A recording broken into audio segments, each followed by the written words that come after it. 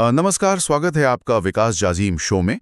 आज हम current affairs के एक महत्वपूर्ण विषय को बहुत आसान भाषा में समझने जा रहे हैं। जी, और आज हम राजस्थान सूजस बुलेटिन के जनवरी 2026 के अंक पर विस्तार से चर्चा करेंगे। तो चलिए सबसे पहले बात करते हैं राष्ट्रीय सड़क सुरक्षा माह 2026 की।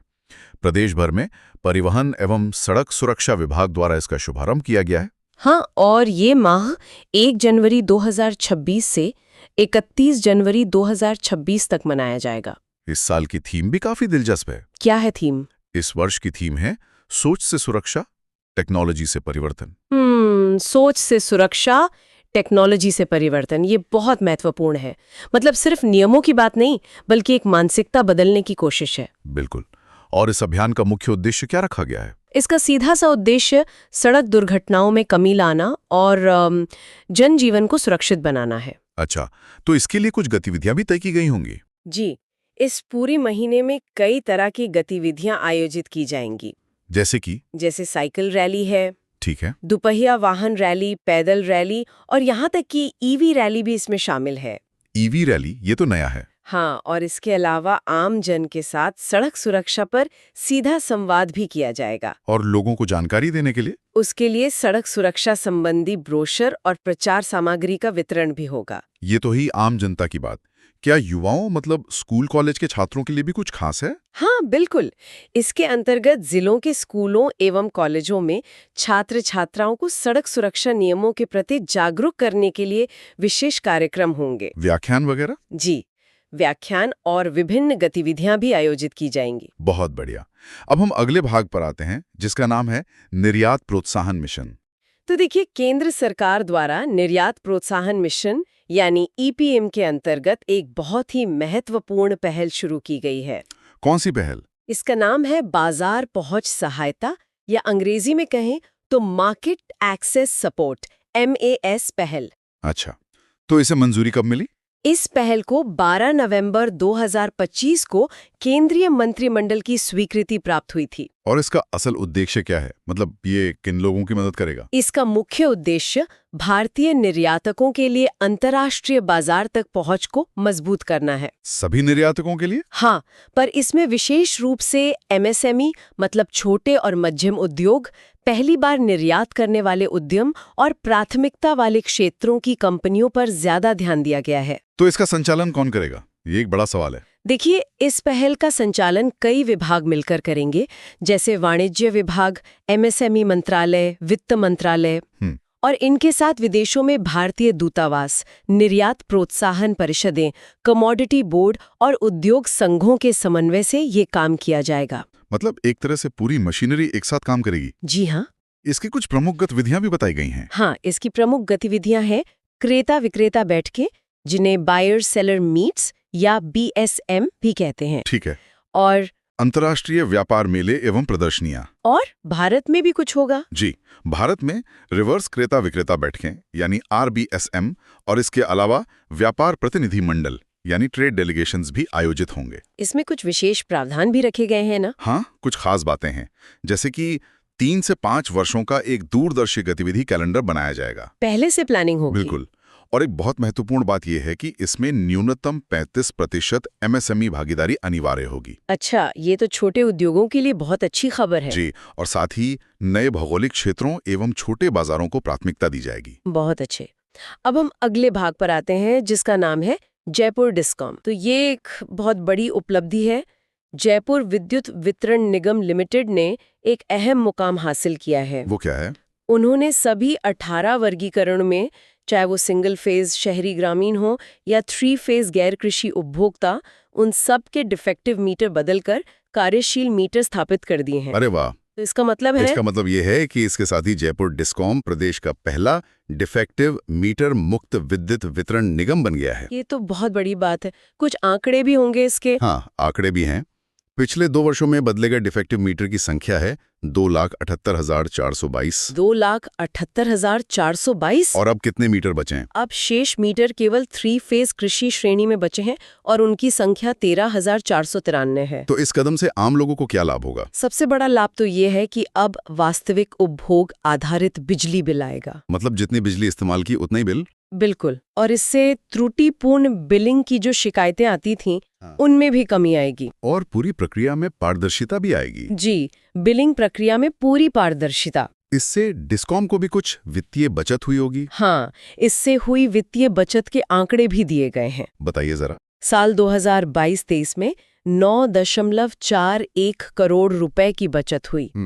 2023-24 में ये 5.41 करोड़ रुपए रही। और उसके बाद 2024-25 में 2.04 करोड़ रुपए और 2025-26 में ये घटकर 16 लाख रुपए रह गई। अच्छा, तो ये काम पूरा करने के लिए कोई समय सीमा भी तय की गई थी? जी, डिफेक्टिव मीटर शून्य होने की एक पूरी समय सीमा है। कब और कहाँ ये काम पूरा हुआ? जून 2025 में जयपुर उत्तर, दौसा और झालावाड़ में। ठीक है। जुलाई 2025 में कोटा, बूंदी, बारां और जयपुर नगर उत्तर दक्षिण में। और आगे नवंबर 2025 में भरतपुर, मेवात, सवाई माधोपुर, करौली और कोटपूतली। और आखिर में दिसंबर 2025 तक धौलपुर, जयपुर दक्षिण, अलवर, टोंक और डीग में ये काम पूरा कर लिया गया। बहुत बढ़िया। अब हम अगले भाग पर आते हैं जिसका नाम है नाहरगढ़ जैविक उद्यान। तो नाहरगढ़ जैविक उद्यान अब राजस्थान के प्रमुख पर्यटन स्थलों में शामिल हो गया है।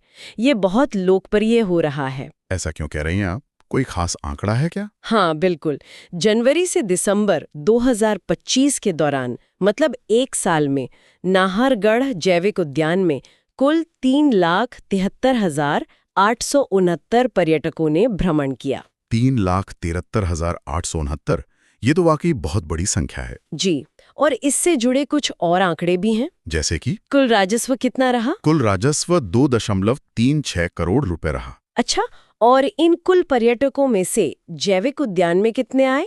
जैविक उद्यान में 3,39,433 पर्यटक आए। और सफारी में, लायन सफारी में कितने लोग गए? लायन सफारी में 18,831 पर्यटक गए। और टाइगर सफारी? टाइगर सफारी में 15,605 पर्यटक। मतलब टाइगर और लायन सफारी पर्यटकों के लिए एक प्रमुख आकर्षण रहे हैं। जी हाँ, बिल्कुल।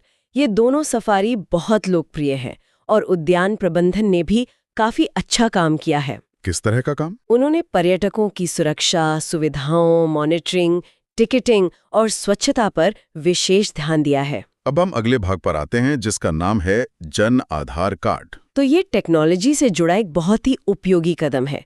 राजस्थान सरकार की ई-गवर्नेंस पहल के अंतर्गत जन आधार कार्ड अब डिजी लॉकर पर उपलब्ध कराया गया है। अच्छा, तो इसका मतलब है कि अब जन आधार की हार्ड कॉपी रखने की कोई जरूरत नहीं है? बिल्कुल, अब हार्ड कॉपी रखने की आवश्यकता नहीं है और डिजी लॉकर में उपलब्ध दस्तावेज मूल के समान ही प्रामाणिक माने जाएंगे। इसके मुख्य लाभ क्या-क्या हैं? सबसे पहला तो यही कि ऑनलाइन जन आधार उपलब्ध है और इससे कागज रहित शासन को बढ़ावा मिलता है और जाहिर है समय की भी बचत होती है। जन आधार की कुछ प्रमुख विशेषताएं भी हैं, है ना? जी, ये सिर्फ एक कार्ड नहीं है, ये असल में राजस्थान का पारिवारिक डेटाबेस है। और इसका उपयोग कहाँ-कहाँ होता है? 200 से भी अधिक सरकारी योजनाओं एवं सेवाओं में इसका उपयोग होता है। तो ये एक तरह से पहचान का प्रमाण भी है। हाँ, यह व्यक्तिगत पहचान, पता और पारिवारिक संबंधों का प्रमाण है। इसे डिजी लॉकर से डाउनलोड करने की प्रक्रिया क्या है? क्या ये आसान है? हाँ, प्रक्रिया काफी सरल है। कैसे? सबसे पहले आपको जन आधार नंबर दर्ज करना होगा। फिर सदस्य आईडी दर्ज करनी होगी। और अंत में ओटीपी प्राप्त कर सत्यापन करना होगा। तो ये डिजी लॉकर जो है ये डिजिटल इंडिया पहल का ही एक हिस्सा है। जी, जिसमें रियल टाइम वेरिफिकेशन और सहमति आधारित दस्तावेज आदान प्रदान की सुविधा है। निधियों का एक बड़ा सम्मेलन भारत में होने जा रहा है। इस सम्मेलन का नाम क्या है? इसका नाम है conference of speakers and presiding officers of the Commonwealth, या शॉर्ट में CSPOC। इसका आयोजन 14 से 16 जनवरी 2026 तक नई दिल्ली में किया जाएगा। इसमें कितने लोग भाग लेंगे? इस सम्मेलन में 60 देशों से 166 प्रतिनिधि भाग लेंगे। और सुनने में आया है कि ये प्रतिनिधि राजस्थान भी आ रहे हैं। हाँ, सम्मेलन के पश्चात 17 से 18 जनवरी 2026 तक इन प्रतिनिधियों का राजस्थान भ्रमण प्रस्तावित है। इस राजस्थान भ्रमण का उद्देश्य क्या है? देखिए, इसके 2 मुख्य उद्देश्य हैं। पहला तो राजस्थान की संसदीय परंपराओं का अध्ययन करना। और दूसरा? और दूसरा राज्य के प्रमुख पर्यटन स्थलों का भ्रमण करना। तो इसके लिए जोरदार तैयारियां चल रही होंगी। जी बिल्कुल। इसके लिए की जा रही व्यवस्थाओं में आवास, सुरक्षा, ट्रैफिक और पार्किंग की व्यवस्था भी देखनी होगी। हाँ, ट्रैफिक एवं पार्किंग और साथ ही संस्कृति एवं लोक कला का प्रदर्शन भी किया जाएगा। इन व्यवस्थाओं को लेकर कोई बैठक भी हुई है? जी, इन व्यवस्थाओं को लेकर मुख्य सचिव श्री वी श्रीनिवास की अध्यक्षता में एक बैठक भी आयोजित की गई। इससे पहले ये सम्मेलन कब और कहाँ हुए थे? इसके पूर्व सम्मेलन 2024 में कंपाला, जो युगांडा में है, वहां हुआ था और 2016 में नई दिल्ली में ही आयोजित हुआ था। अब हम अंतिम भाग पर आते हैं, जिसका नाम है सशक्त महिला समृद्ध राजस्थान। जी, तो ये एक बहुत विस्तृत विषय है। मुख्यमंत्री श्री भजनलाल शर्मा सरकार द्वारा महिला सशक्तिकरण से जुड़ी विभिन्न योजनाओं के अंतर्गत 2 वर्षों में उल्लेखनीय उपलब्धियां प्राप्त की गई हैं। इसमें तो बहुत सारे आंकड़े हैं, एक एक करके देखते हैं। जी, मुख्य उपलब्धियां इस प्रकार हैं।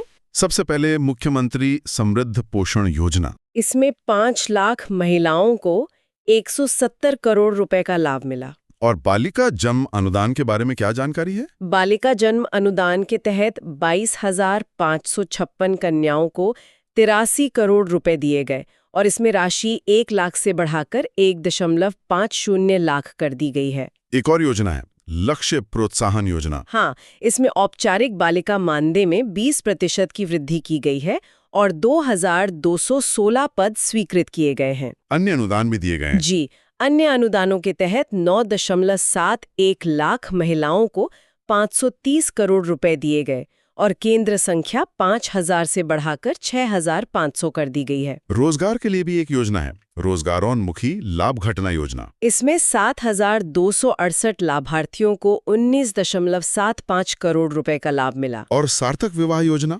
सार्थक विवाह योजना के तहत 450 रुपए में गैस सिलेंडर दिया गया, जिस पर 556 करोड़ रुपए खर्च हुए। मुख्यमंत्री लक्ष्मी लाडली योजना के आंकड़े क्या हैं?